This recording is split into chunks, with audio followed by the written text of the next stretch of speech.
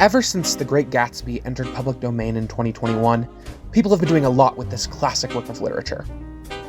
From a musical, to another musical? Have people been doing anything else with this? Just song and dance? Okay. But in all reality, this classic piece of literature has been torn apart, sewed back together, dissected into little pieces, and analyzed to all hell. So the real questions are, what do I have to say that no one else has said before? Why this piece of media? And why now? The short answer is that I have an English assignment to do. The long answer is that The Great Gatsby has themes that are just as prevalent now as ever. People are still using their money to escape their problems, and the American dream is worse off now than it was nearly 100 years ago. But, just like 100 years ago, these 20s are roaring on.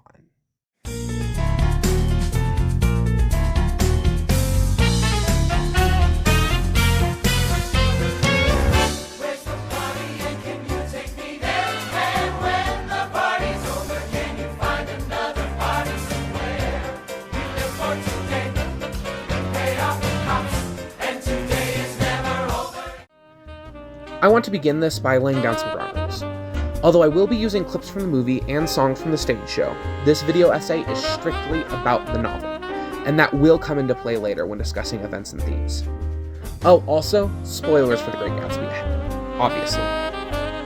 I believe a great theme to begin with would be the distaste towards the American dream, both in the 1920s and now in the 2020s. In the 1920s, America was experiencing an era of disillusionment with American culture due to the aftermath of World War I. Patriotism was at an all-time low, and the youth were beginning to socially rebel. We see this very heavily through the novel. Jay Gatsby throws massive parties full of jazz music and bootlegged liquor that can be seen throughout the Two Eggs as a form of social rebellion. Now we later learn that it isn't only for social rebellion, it's mostly for Daisy. But social rebellion does play a large part in this. In the 2020s, Americans are experiencing a similar form of disillusionment due to the aftermath of 9/11 and the war against terror. Our generation is fed up with watching people die in real time via war and disease. And although The Great Gatsby never directly addresses this, I feel like this deeply affects the characters and themes within the novel. The American dream is a form of hope, and it is a goal that we all desire to reach. But when the decisions that affect us daily do not help us reach that mythic goal, we become distasteful towards it. We become bitter. Now I know you're probably thinking, well, Gatsby never grew bitter towards his dream. And you're correct. Even at the moment of his death, Gatsby was never bitter. And that leads us to another theme within the novel that is so important to today. Money is privilege. Characters' financial states are very important within The Great Gatsby, and Fitzgerald made sure we knew that from the beginning. The book begins with our narrator, Nick Carraway, discussing his morals as well as his financial situation. Fitzgerald notes that Nick lives in a weather-beaten cardboard bungalow for $80 a month, and has very little excess funds. This also heavily foreshadows his lack of control within the novel. Contrast that with Jay Gatsby and Tom Buchanan, two very wealthy and powerful individuals who live in houses with a tower on one side, spanking new under a thin beard of raw ivy, and a marble swimming pool, and more than 40 acres of lawn and garden. Now, a piece of information in the novel that is different from the film is that Jay Gatsby doesn't own his mansion. He is renting it for a quarter of a year. I believe this is an important distinction to note because it shows Gatsby's privilege to live wherever he wants, whenever he wants. Money is privilege, and not only does Fitzgerald know that and ensure the readers know that, the characters within the novel know that as well. Near the end of the novel, after Jay Gatsby is killed by George Wilson, Tom and Daisy Buchanan leave New York and use their money to clear their names and escape. Fitzgerald not only notes this, but notes Nick's opinion on this, which I am assuming is also the opinion of Fitzgerald. They were careless people, Tom and Daisy.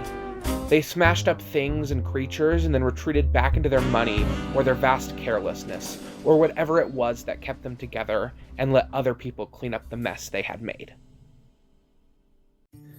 This fits very similarly with how certain people use their money to clean up their own crimes and moral wrongdoings today. From as small as a traffic ticket, to as large as ex-President Donald Trump's 88 criminal charges and Elon Musk covering up his unethical labor treatments in foreign countries, people still retreat back into their money and their vast carelessness to avoid any and all consequences for their actions. The Great Gatsby is a very cynical piece of literature, and there is no denying that. The individuals within the novel are horrible people that celebrate their own moral shortcomings, and this very cynical piece of media is exactly what we need today. This piece of literature is what we need to make people reflect on their own actions. The American dream is ruined by politicians who escape into their own money when they make a wrong decision, and this shows how the themes of The Great Gatsby are so incredibly important today. But we move forward, trying to succeed in a deeply flawed world. We beat on, boats against the current, borne back ceaselessly into the past.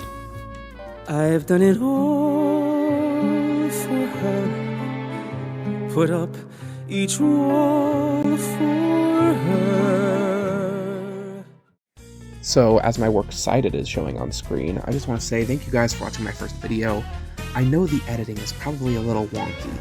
Also, thank you to my English teacher for making this an assignment and lighting the torch under me to actually get this channel started, because I've been wanting to do this for a while. So, yeah, thank you guys for watching. Hope you enjoyed. Subscribe for more, probably not more Great Gatsby content, but more video essays that are in the similar ideas to this.